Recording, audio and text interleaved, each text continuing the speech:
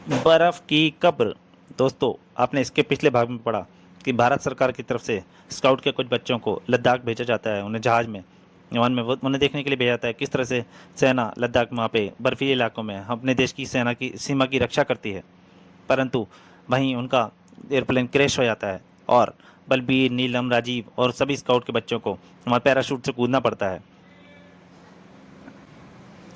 अब बलवीर जब गिरता है तो पैराशूट उसका खींचता हुआ ले आता है, एक खाई के पास जाके वो बचता है और मरते मरते बचता है। उसे ये नहीं पता होता कि वह कहाँ गिरा है। उसे ये भी नहीं पता होता कि वो भारत के बॉर्डर में या चाइना की सीमा में जाके गिरा है। तभी वो चल ही रहा होता है, तभी उसे एक आवाज़ सुनाई देती है और वो छिप जाता है। अब उसके आगे, इस समय वह दुश्मन देश में है या अपने देश में, इसका उसे ज्ञान नहीं था। वह कोई चीनी सैनिक भी हो सकता था, इसलिए सतर्क रहना भी आवश्यक था। बलवीर फुर्ती से बर्फ के नीचे लेट गया, बर्फ की तरफ लेट गया। वह मानवकृति दूर से बहुत छोटी नजर आ रही थी, इसलिए यह अंदाजा लगाना कठिन था कि भारतीय या चीनी है। इसके कुछ और निकट आने पर बलबीर खुशी से उछल पड़ा। वह राजीव था। ओए बल्ले बल्ले मंडिया, तुसी किधर छुप गए थे? अस्सी तुम्हारे दर्शन वास्ते तरस गया। बलबीर उसकी तरफ दौड़ता आ रहा था और बोलता जा रहा था। राजीव भी दौड़ रहा था। वह निकट पहुंचकर दोनों गले लग गए। बलबीर, तुम ठीक हो ना? हाँ, लेकिन तुम्हारा मुझे एक आंख टेढ़ी नजर आ रही है। क्या मतलब? कहीं इतनी बर्फ को देखकर एक आंख छोटी तो नहीं हो गई? कहने के साथ ही बलबीर हंस पड़ा। राजीव भी हंसा, लेकिन दूसरे ही क्षण बलबीर की हंसी को ब्रेक लग गए। वह गंभीर स्वर में बोला, कोई और साथी मिला? नहीं। ना जाने वह किस हालत में होंगे। नीलम व मोटा तो हमारे पास ही उड़ रहे थे। हाँ, उन्हें भी आसपास ही होना चाहिए। लेकिन लेकिन क्या? पता नहीं वह जिंदा भी हैं या नहीं। भाई गुरु सबकी रक्षा करेगा। उधर नीलम अनुभव कर रही थी, वह काफी नीचे आ गई है। बादल काफी ठंड हद तक छट चुके थे। उसे बर्फ से ढके पहाड़, जमीन पर बिखरी बर्फ ही बर्फ दिखाई दे रही थी। कुछ पेड़ भी उसे दिखाई दे रहे थे जिन पर बर्फ पड़ी हुई थी। अपना कोई भी साथी उसे दिखाई नहीं दे रहा था। तभी तेज चीख की आवाज सुनकर वह चौंक उठी। चीख उसके पीछे से उभरी थी। फिर शांति छा गई। चीख उसके किसी साथी की हो सकती थी, तो क्या उसका कोई साथी? आगे वह सोच नहीं सकी।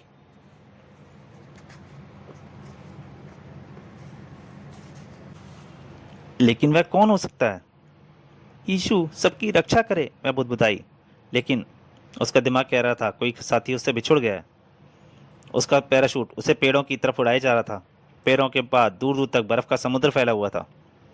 एक पेड़ से उसके पांव टकराए, लेकिन उसे कोई चोट नहीं लगी। अगर उसका पैराशूट किसी पेड़ से टकरा गया तो वह जीवित नहीं बच सकेगी।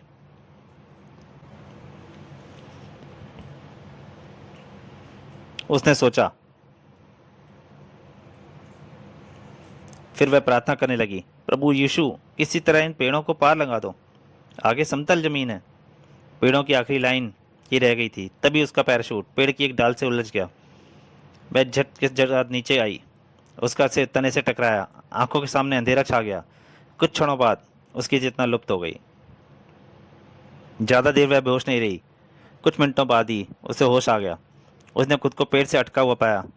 पैराशूट इस तरह से बंधा था कि वह उसे खोल नहीं सकती थी। तो क्या उसकी इसी तरह लटके लटके अपने प्राण गंवाने होंगे? यह सोचकर मस्तिष्क में आते ही वह कांप उठी। दूर दूर तक उसे कोई भी नजर नहीं आ रहा था। तब भी वह जोर से चिल्लाई, बचाओ बचाओ। उसकी आवाज पहाड़ों से टकराकर वापस लौट आई। उसको इसी तरह तेरे लटके लटके मरना पड़ेगा। यह सोचकर उसका मस्तिष्क उसकी मस्तिष्क दृढ़ हो गया। मौत को इतना देकर देखकर उसकी आंखों में आंसू आ गए। वह प्रभु यीशु को याद करने लगी। इधर राजीव और बलबीर दोनों एक तरफ बढ़ते जा रहे थे। बलबीर, राजीव ने पूछा, बता सकते हो इस समय हम कहाँ होंगे? जमीन के ऊपर, आसमान के नीचे। यार, यह सब मजाक का नहीं है। मैं जानता हूँ, लेकिन यार अगर मजाक नहीं करेंगे तो ये बर्फ का समुद्र हमें रोने के लिए मजबूर कर देगा, क्योंकि चुप रहने से मौत का ख्याल जहर में आएगा और मौत हंसने नहीं देगी। राजीव अपने सूखे होठों पर जीवा फेरा कर रह गया। चारों तरफ बर्फ का समुद्र देखकर उसका मन बार बार कांप उठता था। तभी उन्हें एक स्त्री स्वर सुनाई दिया, बचाओ बचाओ। राजीव, बलबीर तेज स्वर में बोला, तुमने सुना? हाँ, कोई स्त्री मुसीबत में है। यह नीलम रिएक्शन हो सकती है। वही होगी। वे दोनों तेजी के साथ उस तरफ बढ़ने लगे जिधर से आवाज आई थी। बचाओ बचाओ, फिर स्वर उभरा। आवाज उन पेड़ों की तरफ से आ रही है, राजीव बोला। उनका बढ़ने का रुख उसी तरफ हो गया। कुछ और निकट पहुंचने पर उन्हें पेड़ से लटका कोई दिखाई दिया। राजीव, बलबीर बोला, मुझे तो ऐसा लग रहा है जैसे नीलम जैक्सन है। वही होगी, शायद उसका पैराशूट पेड़ से उलझ गया है। निकट पहुंचकर उन्होंने देखा वह नीलम जैक्सन है। उन्हें देखते ही नीलम का चेहरा खुशी से खिल उठा। वह जोर से चिल्लाई, राजीव, बलबीर, बचाओ। घबराओ मत, बलबीर बोला, हम आ गए हैं, तुम्हें कुछ नहीं होगा। क्या करोगे, राजीव ने पूछा। पेड़ पर चढ़कर पैराशूट की रस्सी काटनी पड़ेगी। मैं पेड़ पर चढ़ता हूँ। बलबीर आगे बढ़ा और पेड़ पर चढ़ने लगा। थोड़ी कोशिश के बाद उस डाल पर पहुंच गया जिस पर पैराशूट उलझा हुआ था। नीलम, मैं रस्सी काट रहा हूँ, सावधानी से बर्फ पर कूद जाना। ठीक है। बलबीर ने रस्सियां काट दी। वह पेड़ों के बल नीचे कूद गई, पैरों के बल। उसका जिस्म झन्ना गया लेकिन कोई चोट नहीं लगी। बलबीर भी नीचे आ गया। नीलम बोली, अगर तुम लोग इधर ना आते तो शायद लटके लटके ठंड से अकड़ जाती। तुम अगर आज ना लगाती तो शायद हम इधर की तरफ कभी ना आते। बलबीर बोला, शायद तुम भूल जाते हो, चाको राके साइयां मार सके ना कोई। याद है, मोटा शफीक तुम्हारे पास ही उड़ रहा था। राजीव ने पूछा, क्या वह दिखाई दिया? नहीं, लेकिन मैंने एक चीख की आवाज़ सुनी थी। किधर? उस तरफ, नीलम ने इशारे से बताया। आओ देखो, कहीं उधर भी तुम्हारे आसपास हमारा कोई साथी मुसीबत में ना हो। वह कुछ ही दूर गए थे कि घरघराहट की आवाज़ सुनकर चौंक उठे। बलबीर, राजीव बोला, यह हेलीकॉप्टर के इंजन की आवाज़ है। शायद भारतीय हेलीकॉप्टर हमारी तलाश करने के लिए आया हो। नीलम बोली, इतनी जल्दी नहीं आ सकता, लेकिन वाहे गुरुजी, मेरा दया हो जाए और वह भारतीय हेलीकॉप्टर ही निकले। उन्होंने आकाश की तरफ नजर दौड़ाई। बादल छट चुके थे, लेकिन कहीं कहीं बादलों के टुकड़े अभी भी हवा में तैर रहे थे। उन्हें दूर एक हेलीकॉप्टर उड़ता दिखाई दिया। यह भारतीय हेलीकॉप्टर नहीं हो सकता, राजीव बोला, उस पर तो कोई और ही बिंदु चिन्ह बना हुआ है। वह चीन का फौजी चिन्ह है। बलबीर तिरसर बोला, लेट जाओ। तीनों फुर्ती के साथ छाती के बल बर्फ पर लेट गए। अगर चीनी हेलीकॉप्टर में हमें देख लिया तो हमारी जान के लिए खतरा उत्पन्न हो सकता है, बलबीर बोला। शायद वह हमें ना देख सके। हेलीकॉप्टर उनसे कुछ दूरी पर जाकर चक्कर लगा रहा था। वह उसी तरफ बर्फ पर लेटे रहे। हेलीकॉप्टर उन्हें बिना देखे उस तरफ मुड़ गया, एक तरफ मुड़ गया। जब तक वह आंखों से ओझल नहीं हो गया, वे उसी तरह पड़े रहे। फिर उठकर खड़े हो गए। खतरा टल गया, नीलम बोली। हाँ, लेकिन एक बात पता चल गई, बलबीर बोला। क्या? हम इस समय भारतीय भूमि पर नहीं हैं, बल्कि चीन की भूमि पर हैं।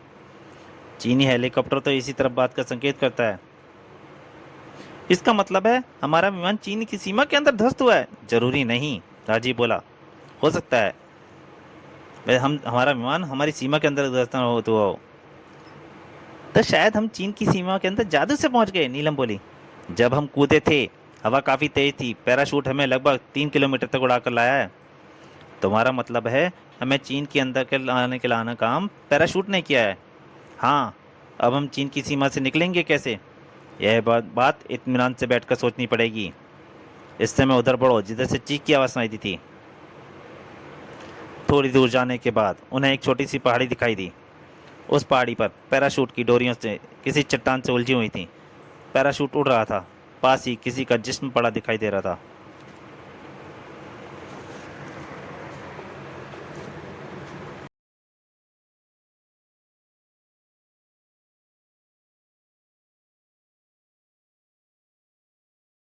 है तो वह हमारा साथी ही, राजीव बोला। हाँ, लेकिन कौन हो सकता है? मोटे के सिवा और कोई नहीं हो सकता, बलबीर बोला। पास जाकर मालूम हो जाएगा वह कौन है। घायल है या घायल ही होगा, नीलम जल्दी से बोली। मौत के नाम से ही उसे डर लगता था। तीनों चढ़ाई चढ़कर ऊपर पहुंचे। वह मोटा शफीक ही था। सिर से रक्त बह रहा था। पास की बर्फ लाल हो रही थी। यह तो बुरी तरह घायल है, नीलम कांपते स्वर में बोली।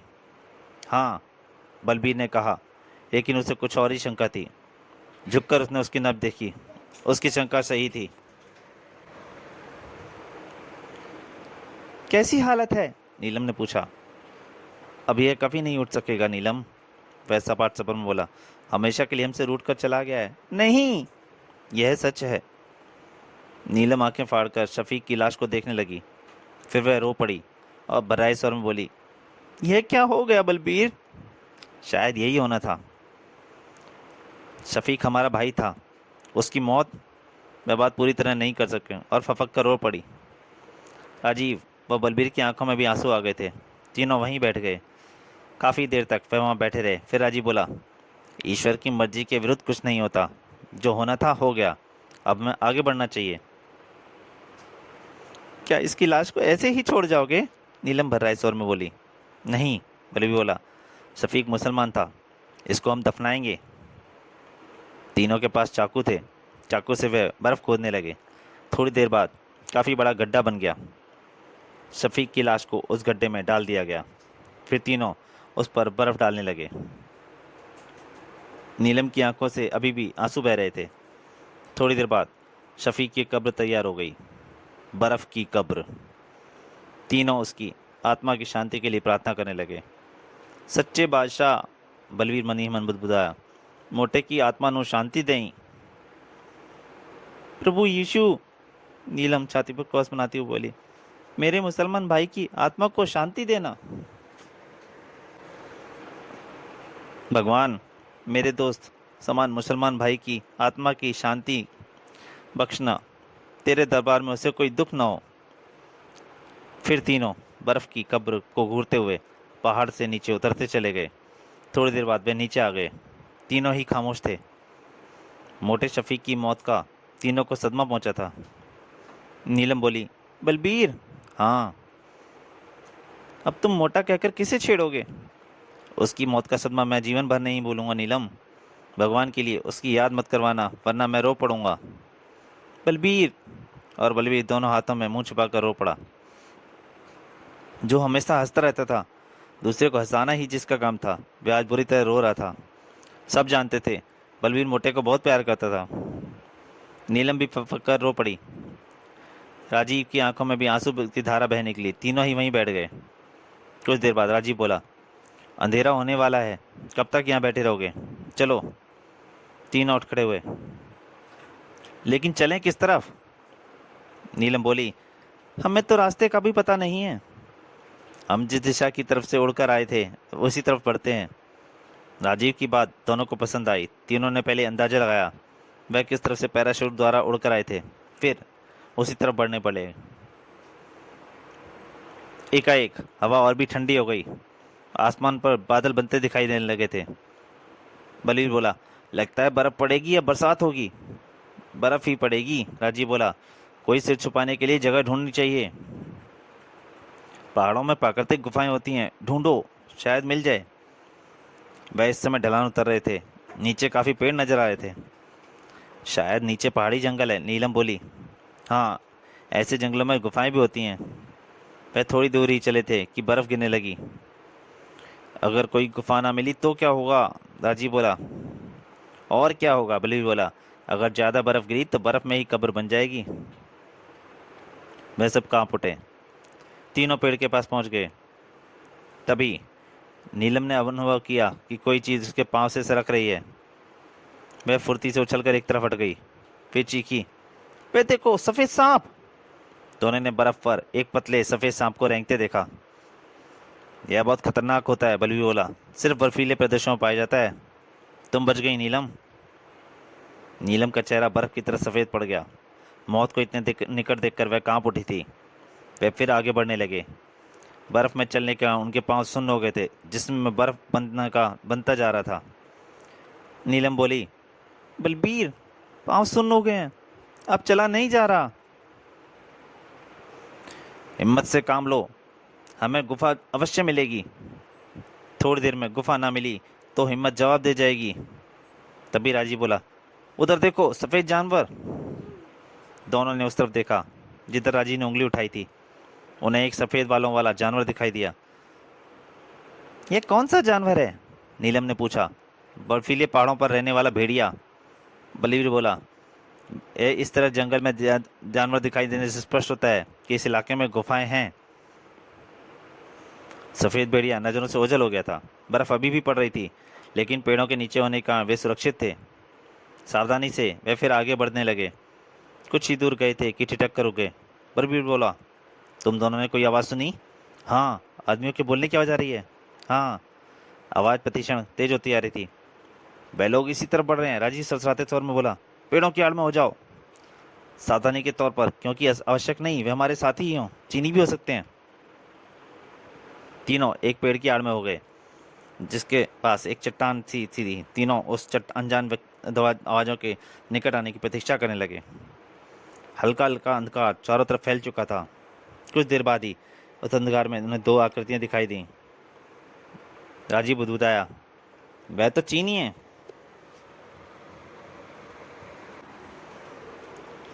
हाँ, चीनियों के पास ट्रेन गन थी।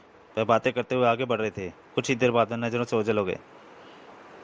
बलवीर बोला, चीनियों के यहाँ दिखाई देने से एक बात समझ में आ जाती है। क्या? अवश्य आसपास चीनियों का फौजी अड्डा है। तभी उन्हें अपने पीछे आठ अनुभव हुई। वह जैसे ही पलटे, चौंक उठे। दो चीनी सैनिक उनके सामने खड़े थे। स्टेन गन का रुख उन्हीं की तरफ था। तीनों की रीढ़ की हड्डी में ठंडी लहर दौड़ गई। वह स्तब्ध थे, उन चीनियों को देख रहे थे। एक चीनी बोला, अपने हाथ ऊपर उठा लो। उन्होंने तुरंत आदेश का पालन किया। कौन हो तुम लोग? भारतीय, बलवीर बोला। यहाँ कैसे आए? हम भारतीय फौजी स्काउट हैं। हमारा विमान दुर्घटनाग्रस्त हो गया था। झूठ बोलते हो, तुम लोग भारतीय जासूस हो। हम सच बोल रहे हैं। भारतीय झूठे होते हैं, हम जानते हैं। दूसरा चीनी बोला।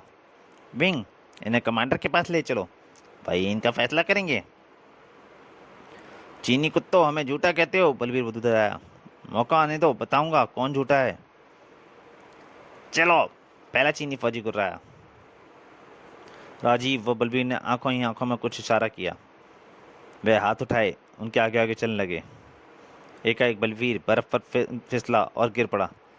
खबरदार, एक चीनी गुर्राया, कोई भी गलत हरकत मत करना वरना भून दिया जाएगा। लेकिन राजीव की लात चल चुकी थी। एक चीनी के हाथ से स्टेन गन छिटक गई। बलवीर बर्फ पर पड़ा पड़ा ही फिरकने की तरह घूमा। लातें उसकी फैली हुई थीं जो दूसरे चीनी से टकराईं। वह चीनी उछल कर गिरा। नीलम ने उसकी ठोड़ी पर ठोकर जड़ दी। बलवीर ने आगे बढ़कर उसके हाथ से स्टेन गन छीन ली। चीनी ने लात चलाई। बलवीर ने खुद को बचाया और फिर स्टेन गन का हत्था उसके टांग पर जड़ दिया। वह करार उठा। दूसरा वार उसके सिर पर कर दिया। सिर फट गया। बर्फ पर खून फैल गया। वह चीनी उठ नहीं सका। पहला चीनी उठकर राजीव पर झपटा। राजीव ने उसके पेट में ठोकर जड़ दी। वह लड़खड़ाया। अपने साथी की हालत वह देख चुका था। राजीव ने आगे बढ़कर दनादन कई घुसे उसके चेहरे पर जड़ दिए। उसके होठ फट गए। नाक से भी रक्त बह निकला। एकाएक उसने राजीव के पेट में ठोकर जड़ दी। राजीव उछल कर दूर जा गिरा। वह चीनी मौका मिलते ही भाग खड़ा हुआ। बलबीर, वह भाग रहा है। बलबीर उसके पीछे लपका, लेकिन उसे पकड़ नहीं सका। वहां रहने के कारण वह उससे तेज भाग रहा था। देखते ही देखते वह नजरों से ओझल हो गया। बलबीर वापस लौट आया। तुमने उसे गोली क्यों नहीं मारी? नीलम ने पूछा। फायरिंग की आवाज़ इन घाटियों में दूर दूर तक पहुंच जाती। दुश्मन का अड्डा कहीं आसपास ही है। हमारी तलाश इसी क्षण से शुरू हो जाती। जो भाग गया है वह भी कमांडर को जाकर अवश्य सूचित करेगा। तलाश तो अब भी होगी। शायद इतनी देर में हमें छुपने का कोई स्थान मिल जाए तो यहाँ से खिसक लो। राजीव बर्फ पर पड़े चीनी को घूर रहा था। उसने पूछा, क्या यह मर गया? मालूम नहीं। राजीव ने उसकी नब्ज देखी, फिर बोला, नब्ज डूब चुकी है, भाग लो। दोनों स्टेन गन उन्होंने अपने कब्जे में की, फिर तेजी के साथ आगे बढ़ गए। नीलम ने पूछा, क्या हम भारतीय सीमा की तरफ बढ़ रहे हैं? शायद। प्रभु यीशु ने चाहा तो हम सवेरे भारतीय सीमा में होंगे। बर्फ अभी भी पड़ रही थी, लेकिन वे आगे बढ़ते रहे। तभी राजीव खुशी भरे स्वर में बोला, उधर देखो, गुफा। दोनों ने दाईं ओर देखा। उन्हें कुछ चट्टानें दिखाई दी जिनकी ऊपरी सतह बर्फ से ढकी हुई थी। नीलम ने पूछा, कहाँ है गुफा? बलवीर, तुम्हें दिखाई दी? नहीं। वह देखो, दो चट्टानों के बीच में एक तीसरी पहाड़ जैसी चट्टान है, उससे रिक्त स्थान दिखाई दे रहा है। हाँ। तीनों तेजी से उसी तरफ बढ़े। वह एक गुफा ही थी, लेकिन अंदर अंधकार था। बलवीर बोला, राजीव, तुम्हारे पास लाइटर होगा? हाँ, जलाओ। किट की आवाज़ के साथ गैस लाइटर जल उठा। अंधेरी गुफा में पीली रोशनी फैल गई। काफ़ी लंबी गुफा है, नीलम बोली। हाँ, लेकिन ऐसी गंध आ रही है जैसे कोई जानवर यहाँ रहता हो। भेड़िया ही रहता होगा। हो सकता है, लेकिन इस समय वह यहाँ नहीं है, वरना अब तक हम पर हमला कर चुका होता। आओ, आगे बढ़ें। वह गुफा में आगे बढ़ने लगे। गुफा दाईं तरफ घूम गई थी। जैसे ही वह उस तरफ घूमे, एकदम चौंक उठे। उन्हें ऐसा स्वर सुनाई दिया जैसे कुछ ऊंचाई से पानी गिर रहा है। बलवीर बोला, शायद आगे झरना है। गुफा में झरना? नीलम आश्चर्यचकित स्वर में बोली, प्रकृति के चमत्कार बहुत अनोखे होते हैं। जब गुफा हो सकती है तो गुफा में झरना भी हो सकता है। वे फिर आगे बढ़ने लगे। उन्हें इधर उधर टहनियाँ बिखरी हुई दिखाई दे रही थीं। कुछ आगे जाने पर गुफा बंद थी।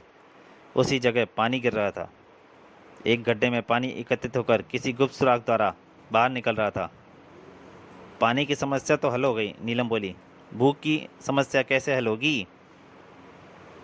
सच्चे बादशाह पे विश्वास रखो बहन जी, रोटी समस्या ही हल हो जाएगी। यहाँ काफ़ी लकड़ियाँ हैं, राजी बोला। क्यों ना आग जला लें, रोशनी भी हो जाएगी और गर्माई भी मिलेगी। Very good idea. बलबीर व नीलम काफ़ी लकड़ियाँ बटोर लाए। लकड़ियाँ सूखी थीं। आधी लकड़ियों में राजीव ने आग लगा दी।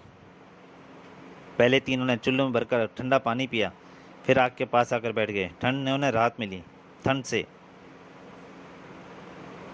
बलबीर, नीलम ने पूछा, समझ नहीं आया, इस गुफा में सूखी लकड़ियाँ कहाँ से आई? यह सोचकर दिमाग खराब करने की बजाय आग की गर्माई का आनंद लो। इस समय आग ऐसी लग रही है जैसे मुफ्त में रसगुल्ले खाने को मिल रहे हैं। दोनों मुस्कुरा दिए। तभी राजीव ने फुर्ती के साथ जेब से चाकू निकाला और सामने की तरफ खींच मारा। निशाना हवा में लगा रहे थे? बलबीर ने पूछा। नहीं, खरगोश का शिकार किया है। दोनों ने नजर घुमाकर देखा। सफ़ेद रंग का काफ़ी बड़ा खरगोश जमीन पर पड़ा तड़प रहा था। चाकू उसकी गर्दन में फंसा हुआ था। थोड़ी देर तड़पने के बाद वह शांत हो गया। भोजन का प्रबंध तो हो गया, राजीव बोला। बलबीर, इसे तुम साफ करोगे या मैं? शिकार तुमने किया है, साफ बलबीर करेगा, और आग पर गर्दन गोश्त मैं भूनूंगी, नीलम बोली। ऐसा ही किया गया। भुना हुआ मांस खाने को चाहे फीका था, लेकिन वह बहुत स्वादिष्ट लगा। भूखे को हर चीज़ स्वादिष्ट लगती है। इसके बाद वह सो गए। सवेरे उनकी नींद खुली। कोई दुर्घटना नहीं घटी। झरने में से आने उन्होंने हाथ मुंह धोए, कुल्ला किया, फिर गुफा की एक तरफ अंधेरे में बैठकर बारी बारी से निपटे। उसके बाद खरगोश का बचा हुआ थोड़ा थोड़ा गोश्त उन्होंने बांट कर खाया। इसके बाद वह गुफा के बाहर आ गए। आसमान पर बादल छटे हुए थे। कहीं कहीं से सूरज की किरण उन बर्फ पर पड़ रही थी। किधर चलने का इरादा है? राजीव ने पूछा। क्या मतलब? बलवीर बोला। जिधर चीनी भागा था उस तरफ या दूसरी तरफ? चीनी उस तरफ भागा था जिधर हमने जाना है। अगर हमें भटक कर चीनी अड्डे पर पहुंच गए तो? सतनाम श्री वाहेगुरु आखो ते चल दवो, सब ठीक होवेगा। नीलम तीनों आगे बढ़ने लगे। वह थोड़ी दूरी आगे गए थे कि आसमान पर बादल बनने लगे। थोड़ी देर बाद ही वातावरण शाम जैसा हो गया। लगता है बर्फ़ पड़ेगी। बर्फ़ पड़े या आसमान टूट कर गिरे, हम आगे बढ़ते रहेंगे। और वह आगे बढ़ते रहे। बलबीर, नीलम बोली, हमारे बाकी साथी ये जाने किस हाल में होंगे? उसी हाल में जिस हाल में हम हैं। शायद सफ़ी को तुम भूल गए हो। जिसकी मौत जब आनी है तब आनी है, मौत पर किसी का बस नहीं। तभी नीलम का पाँव बर्फ़ में धंस गया। उसने अपना पाँव बाहर निकाला। वहाँ सुराख बन गया। उस सुराख पर नजर पड़ते ही नीलम चीख उठी। क्या हुआ? राजीव ने पूछा। लाश कहाँ? इस सुराख के अंदर। दोनों ने सुराख में झांक कर देखा, लेकिन उन्हें बर्फ़ के सिवा कुछ भी दिखाई नहीं दिया। यहाँ तो कुछ नहीं है, बलबीर बोला। सुराख में मैंने हाथ देखा था, इस जगह को खोदो। दोनों ने चाकू निकाला, उस जगह को खोदने लगे। थोड़ी देर बाद ही उन्हें मानव हाथ दिखाई देने लगा। दोनों सिहर उठे। वे खुदाई करना भूल गए थे। उस हाथ को घूरने लगे। और खोदो, नीलम बोली। नीचे अवश्य किसी की लाश तभी है। दोनों फिर बर्फ़ खोदने लगे। किसी की छाती दिखाई दी। कोई लड़की है, बलबीर बोला। हाँ, हमारी साथी ही है। कुछ और खुदाई करने के बाद चेहरा दिखाई देने लगा। शोभा, राजीव चीख उठा। शोभा भी उनके स्काउट दल में शामिल थी। हमारा एक और साथी हमसे बिछड़ गया, बलबीर भर्राए स्वर में बोला। नीलम जैक्सन सिसक उठी थी। फिर वह भर्राए स्वर में बोली, यात्रा शुरू होने से पहले नहीं जानती थी कि मुझे अपने साथियों की लाशें देखने को मिलेंगी। बलबीर, शोभा की लाश को फिर से बर्फ से ढक दो, मैं लाश नहीं देख सकती। दोनों ने दुखी मन से फिर लाश बर्फ में दबा दी। एक और बर्फ की लाश, एक और लाश बर्फ की कब्र बन गई थी। नीलम जैक्सन ने छाती पर कस बनाया और उसकी आत्मा की शांति के लिए प्रार्थना करने के बाद आगे बढ़ गई। बलबीर व राजीव भी दुखी मन से आगे बढ़ गए। तीनों खामोश चले जा रहे थे। शफीक के बाद शोभा की लाश ने उन्हें झकझोर कर रख दिया था। बलबीर, नीलम बोली, क्या हमें कुछ और लाशें भी देखने को मिल सकती हैं? यह तो गुरु ही जानता है। हमारा हाल भी शायद उन्हीं जैसा होने वाला है, पर कैसे? कल भी हम काफ़ी चले थे, आज भी काफ़ी चल चुके हैं, लेकिन अभी तक सीमा दिखाई नहीं दी। अगर हम इसी तरह भटकते रहे तो बर्फ़ हमारे पैरों को गला देगी, हम चल नहीं सकेंगे और हमारी भी शोभा की तरह बर्फ़ की कब्रें यहीं बन जाएंगी। दोनों में से कोई कुछ नहीं बोला। वे मन ही मन कांप उठे थे। सामने काफ़ी ऊंचा पहाड़ था, उसे पार करने के लिए घूमकर जाना था। जैसे ही मरकर पहाड़ के दूसरी तरफ पहुंचे, ठिठक कर रुक गए। सामने एक हथियारबंद चीनी खड़ा था। उसने अपनी स्टेन गन उनकी तरफ तान दी और गुर्राया, हथियार फेंक कर अपने हाथ ऊपर उठा लो। मजबूरी थी, इसलिए दोनों ने अपनी स्टेन गन फेंक दी। कौन हो तुम लोग? उसने पूछा। भारतीय, ताजी बोला। हमारी भूमि पर कैसे आए? आसमान से टपके हैं, बलबीर जल्दी से बोला। क्या मतलब? हमारा विमान दुर्घटनाग्रस्त हो गया था, पैराशूट हमें उड़ाकर यहाँ ले आया। कमांडर ही तुम लोगों का फैसला करेगा। चीनी भाई, एक बार बताओगे क्या? कमांडर कमांडर रहता कहाँ है? रॉकेट केंद्र पर। तुम चीनी सैनिक तो नजर नहीं आते। मैं रॉकेट केंद्र का सिक्योरिटी गार्ड हूँ। हमें वहीं ले जाओगे? हाँ। अगर हम वहाँ जाने से इनकार कर दें तो तुम तीनों को गोलियों से भून दूंगा। पहले उसे तो भून लो जो तुम्हारे पीछे खड़ा है। गार्ड धोखा खा गया। वे जैसे ही पलटा, बलबीर ने लात चला दी। स्टेन गन उसके हाथ से छिटक गई। गार्ड काफ़ी फुर्तीला था। उसने उस तरफ छलांग लगा दी जिधर स्टेन गन गिरी थी। उसने स्टेन गन उठा ली। उसी समय बलबीर ने जेब से चाकू निकाला और उस पर खींच मारा। चाकू मुड़ तक उसकी गर्दन में धंस गया। वह लड़खड़ाया। लड़खड़ाते लड़खड़ाते ही उसने ट्रिगर दबा दिया और स्टेन गन गरज उठी। तीनों ही फुर्ती के साथ बर्फ पर लेट गए थे। गोलियां उसके ऊपर से निकलती चली गईं, परंतु वह पागलों की तरह फायरिंग करता जा रहा था। तो दोस्तों, बर्फ़ की कब्र का दूसरा भाग यहीं तक। इसके तीसरे और अंतिम भाग में आज ही आपके सामने हाजिर होऊंगा। तब तक के लिए नमस्कार।